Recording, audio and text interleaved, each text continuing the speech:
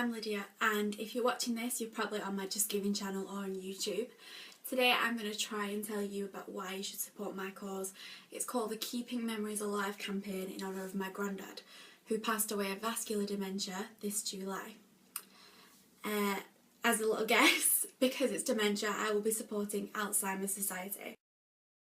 Alzheimer Society are the leading charity for helping the fight against dementia.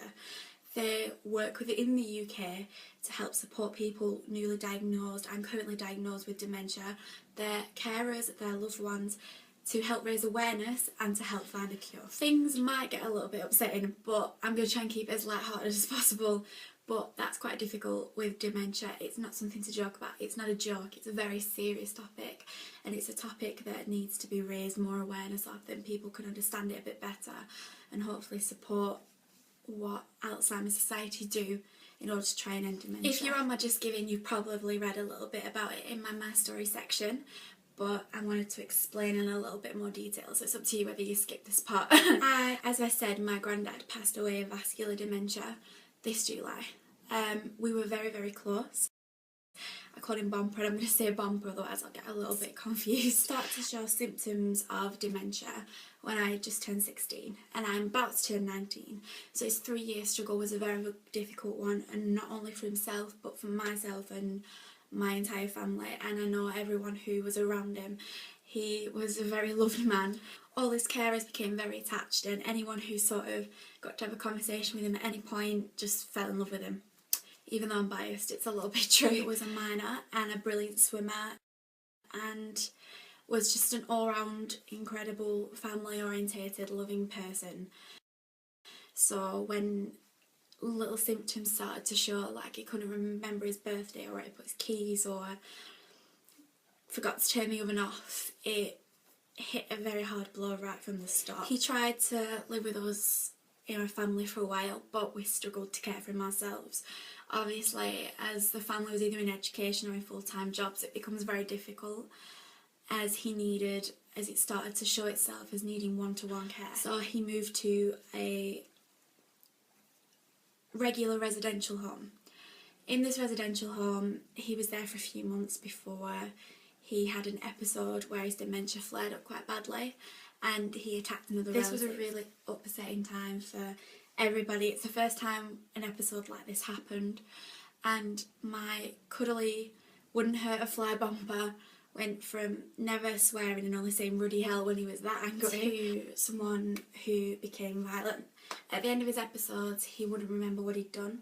He was completely unaware, and I guess that was better for him, but very difficult for us as a family to try and justify his actions. Luckily, in all the places that he went to, they were incredibly understanding of his condition, and it's another reason why awareness of dementia and what it does and its effects is so incredibly important, because it made the situation that bit easier for myself and my family. He then moved to a care home for people with mental health problems, which was supported by Alzheimer Society. There they were very good at looking after him until a year or so down the line. He had an episode again where he attacked a carer and wasn't able to stay there anymore. After this, he had to be taken into hospital for 6 months to have his medication stabilised and try trial medication to hopefully halt his dementia. The whole experience of him being in a psychiatric ward was incredibly distressing. The hospital couldn't fund it being in our area, so we had to travel an hour away every time we wanted to see him. This is something else that Alzheimer Society do. They campaign for equality for people with dementia, which is something else that is massively important. Not always, but with some cases, people with dementia aren't seen as equals, and certain other patients are seen as more important, and they are sort of cast to the side and not given the treatment that they could do, which is a disgrace, and that is something that should be addressed in itself, and that is something else that Alzheimer Society have added to their massive list of priorities. After he was finally got to leave hospital, he was took to an EMI unit near where we lived. It was an absolutely brilliant place. They took absolute care of him. He was like a member of the family, and he was there until he died. He was in the EMI unit for just over a year, and in March this year he had a heart attack. It was the first heart attack he'd had, and it was a very severe one, and he was put on end-of-life care by the hospital. He was given around 3 days to live. When we took him back to his unit, they said he's not on end-of-life care, and that was in March, and he was here until July. When he had to go back into hospital, his kidneys began to fail, and he just very quickly declined until he died on the 13th of July this year. Dementia is a horrible thing, and it's not something you would wish on anyone. It takes away a loved one. It makes you grieve while the person's still here. It plays on you. It's a horrible thing.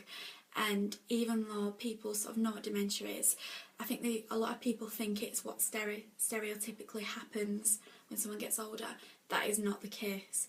It is not a natural part of ageing, which is what people need to understand. Dementia is a condition and an illness in its own right. It deserves the research and the funding that other conditions get, and it deserves to find a cure. 1 in 3 people over 65 will die with dementia. This is a really shocking statistic, but it is meant to head to 1 million by 2025 of people who will be diagnosed. This is a horrible, horrible thought that 1 million people and their families will go through this, and it's something that needs to stop, and it needs to stop now. As I mentioned before, my bumper was a swimmer. He was a champion swimmer in the 40s and won alongside his team many trophies for this county. So my plan is to swim. That might not seem a very big deal compared to some events that go on the site. There's skydiving and trekking up Kilimanjaro and swimming the Channel, and they're all incredible things that I would love to do. But I want to do something in my bumper's memory, and I think this would be the best way to do it. So the plan is to do a minimum of 1 mile, which will be 68 lengths of my local swimming pool. And to any donations that go above 68, I will add that as a length. So however much anyone can give will be more than greatly appreciated, and no lengths are too many. I will give it my absolute all. Maybe a couple of thousand is a little bit difficult. But anything else, I will try and give it my best shot. Anything more than 68 will be absolutely incredible. My target is quite high, and I know that, but I am really hoping to beat it and make as much money as possible. They are such an incredible cause, and they deserve every penny that they get.